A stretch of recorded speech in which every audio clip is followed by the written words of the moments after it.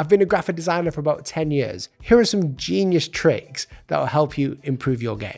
Let's say you have a mood board and you've got some images in there. We've got one here of this sort of castle. Well, all we need to do to find some colors or to get color ideas is simply select the image, go to embed, so make sure we embed it, go up to object and down to create object mosaic. You'll get this little box here. We can do 10 tiles, 10, 10, 10, and press OK, and instantly it will create a bunch of vector boxes in here with colors. From here, we can sort of create a little color palette system going on by just using our eyedropper tool to find the colors that we really like. And right away, we have a really nice color system that matches the vibe of the image that we're working on. Here's another good tip. Can you see the difference between these two logos? They look exactly the same. They are the same. But the problem is, because this logo is white on a darker background, so it's inverted from this one, it actually looks slightly bigger. So if I make a white circle and put it in the middle here, let's just duplicate that across over to the white section. Now you can instantly see that the white circle, obviously it's the same size, but optically the way that we view it, it looks bigger. This is an optical illusion. Because this is white and the rest of it, the background is black, it looks like it's glowing, so it increases our perspective and the mass that we see. So what do we do when it comes to logo design? Well, in order to fix this, we need to take this white version and actually cut a little bit out. And the way that I like to do this is by going to the stroke options and just increasing that stroke. Let's go to 1. Go into the stroke options and make sure the stroke is on the inside. Get it just right. That looks a bit right there, maybe a little bit more like so. That looks perfect. Select your shape, go to object, path, outline the stroke, and then we can go to our shape builder tool and essentially just get rid of this black stroke on the background, and it stops that effect happening. So whenever you have a logo with a white one here, like this one, let's increase the stroke. Make sure the stroke is on the inside. When you're happy with it, just go to object, path, outline the stroke, which stops it being a stroke, and just use the shape builder tool to kind of just get rid of that stroke there. And that's how you get rid of that glowing effect. Now this next trick is all about typography, and I'm in Affinity Publisher here. It's a great app. You should definitely go and try it out. And you'll need it for this trick to be easier. As you can see, we have title text and body text. But how do we know what sizes to use easily? It can be quite tricky. Well, to get a system like this going, it's really simple. All we do is we find out the body text, what size it is. That is the most important text to get correctly. If it's too small, it's hard to read. If it's too big, then it's hard to read. We want to make it so that the body text is really nice and readable in our design. Once we've found the size, the line weight, is take this and increase it by the golden ratio. So we start from the body text and increase it. In Affinity Publisher, all you need to do is press enter. And we're going to go to scale and we're going to press this times button, asterisk, 1.618. And we're going to press this button, duplicate. And let's say we want let's say five copies. Press OK. It is just duplicated it by 1.618 each time, going up. All we need to do now is sort of just align them like so, bring this boy up here, and then take them all, and let's distribute them, bring this back down. We're gonna call this title.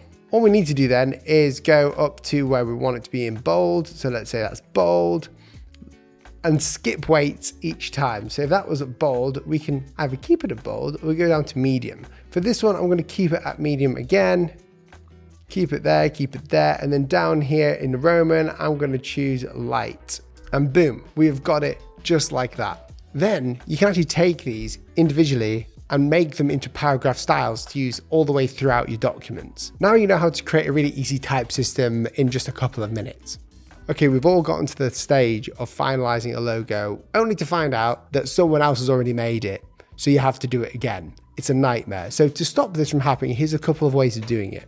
We can take a logo, let's say this one, this magic one. I'll link the video about this logo design in the description. And we're going to go to the Global Brand Database website. Go to brand logo, and this is just one way of doing it. We just drag it in there and we can go to conceptually similar and press search. This way you can see any trademarked logos or anything that's been registered on this database and see if it's any similar to yours. This is not legal advice at all, but this is a really good way of seeing whether your logo is similar or not. And as you can see here, it kind of looks at anything that's quite similar Another way of doing this is to go into Google Images and we can just drag in an image like so, and it will reverse search and it will have a look at anything that looks similar that's on Google Images for you. Don't sleep on checking your concepts. You can do this very quickly. It only takes like less than half a minute to do. So make sure you do this before presenting your work. Don't do what I've done a few times where you haven't checked it and you think you've got this amazing idea and it turns out you don't,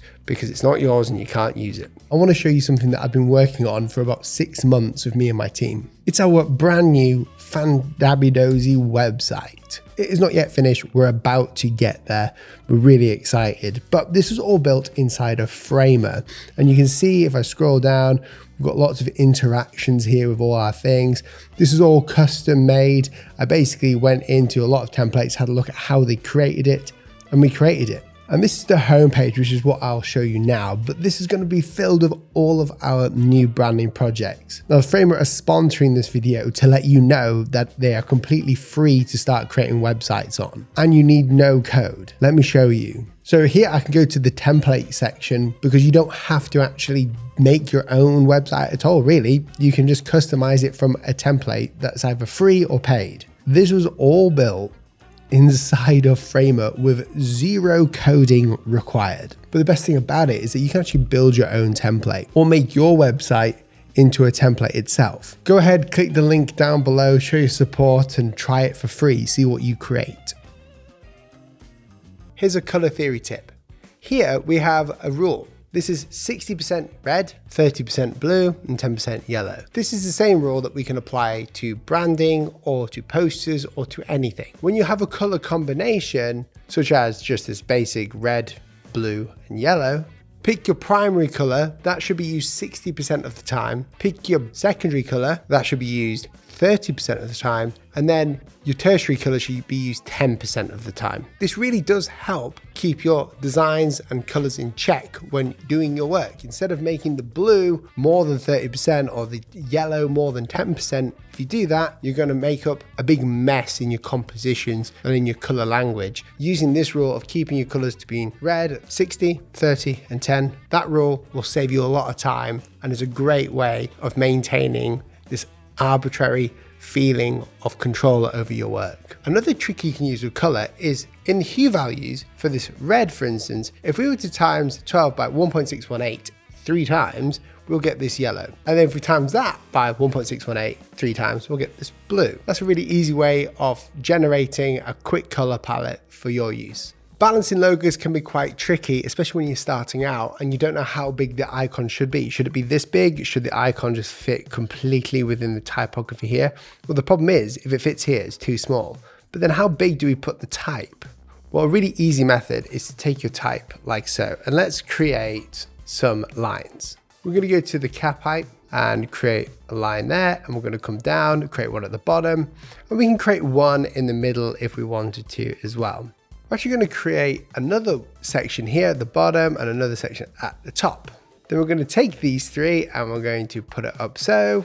We're going to duplicate that a couple of times again until it's about the same height as here. So we can take a couple of them off if we want to, but we don't have to this time. Then what we do is we can take our icon that we've got, bring it in and just align it to this grid if you wanted to do it this way.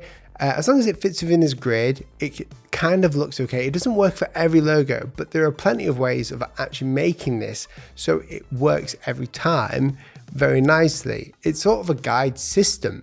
It's not a set in stone thing. Different guide systems work for different logos better, but for very basic combination marks like this is a really easy way of balancing your logos into different ways. And the same goes for if you do this, let's say as a combination mark over this side. All we have to do here is take these 3, copy them, rotate them 90 degrees, put that here, get this mark down like so, bring him there. Obviously have a little bit of padding here and we can bring it up like so, bring it in so it's over 1, over 1. That might be a bit too large. So we can, if it's a full circle or full square, we can bring it down to be here, or even halfway in between, we can add another guide like so. Another way of doing this is to actually just do 3 by 3 with your logo here.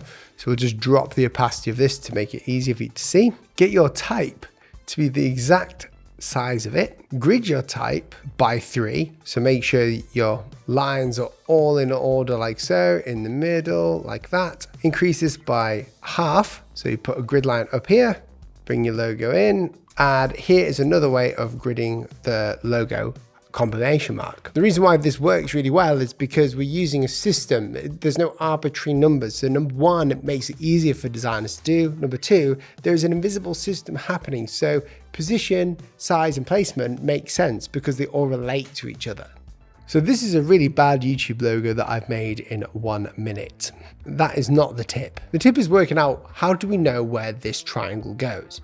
Well, if we were to take both of these shapes, highlight them, and do what we would normally do, which is highlight them both, go up to a line, and then we would just use this function here where we would align this triangle with this square. If we do that, the triangle looks way off. It doesn't look correct at all, although that is mathematically aligned. It is not optically aligned, and as designers, we need to know how to optically align. So this tip is more of a freedom tip. You have to use your eyes sometimes. Simply just jutting it over to the right slightly, making it so it's not mathematically aligned, but that it's optically aligned is what's going to do the trick here. That's what's going to make it look balanced. If you enjoyed this video and you like the tips that I've given, comment, like, and subscribe, do all that stuff. But also to those who have stayed to the very end, comment banana in the comments so I know who it is. If you'd like to master bespoke logo type design, bits that we've talked about in here, get more tips and just educate yourself more, I've got a course that you can go and check out. I've even got a free version. I'll link it down below so you get a free taster of it. Thank you so much for watching, and I'll catch you guys in the next video. See you soon. Goodbye.